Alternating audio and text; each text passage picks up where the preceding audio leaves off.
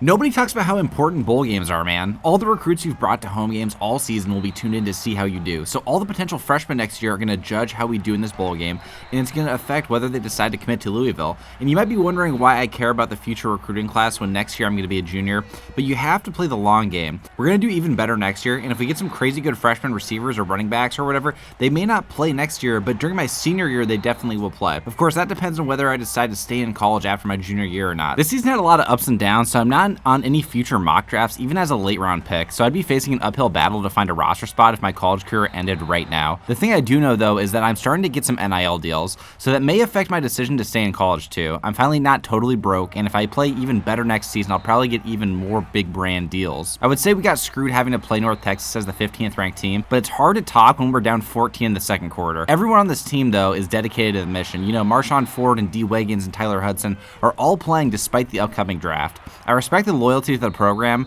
and it's definitely hard to find nowadays with all the changes in college football. North Texas defense is definitely underrated though. They were boxing up our offense, making us scrap for yards. Finally, I broke outside the pocket and ran it for our first touchdown of the game, all while two defenders were chasing me down from behind. Now down by 7 points, I could smell blood in the water. North Texas had no expectations coming into this game as an unranked team, but once they got the lead, they realized how important this was. I threw a dot to Amari Huggins-Bruce to get us past midfield, but North Texas wasn't giving up so easy. They started getting pressure with less than a minute left, hitting me once when I was making a throw, and then again, they got me for an 8-yard sack, making it 3rd and long. We weren't able to score before half after I threw the pass to Tyler Hudson for a gain of only a couple of yards, but we did start the second half with the ball. We haven't talked, by the way, enough about the media's opinion of me. After flaming out at Buffalo my freshman season, expectations were low as a backup QB to start the year, obviously. I didn't have a Heisman level season in my first year at Louisville, but I also didn't have a terrible year either. I was probably a net zero. I mean, I didn't hurt the team, but I also didn't take us over the top. I hadn't been a game changer. I wasn't like actually undeniable yet as a quarterback. My throwing had gotten better, but it was by no means elite. I still threw stupid picks, and I left myself open to taking big hits when I scrambled.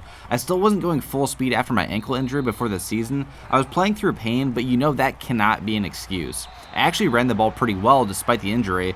The problem was my anticipation as a passer and my overall inability to command the offense. I said before that Marshawn Ford was the leader of this team as the best player on offense, but what would it take for me to reach that? Is it as simple as just being the best, or do I need other leadership characteristics? How much do the optics matter in the public eye? Can I win over everyone as a leader from just our workouts and practices?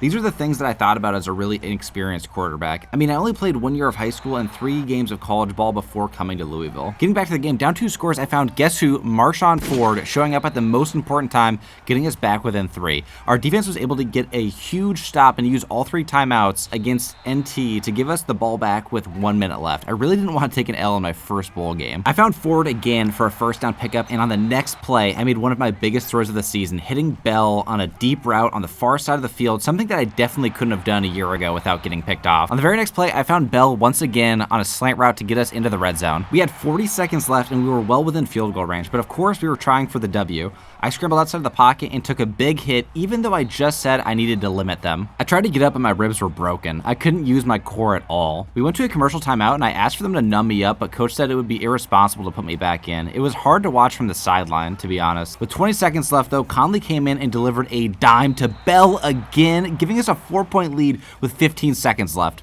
We ended up storming off the field after we took the win, and I was super happy for my seniors. We all celebrated. I was in crutches, but I was really happy for Conley. The dude didn't get any PT this season, but it was great that he got to celebrate in the moment.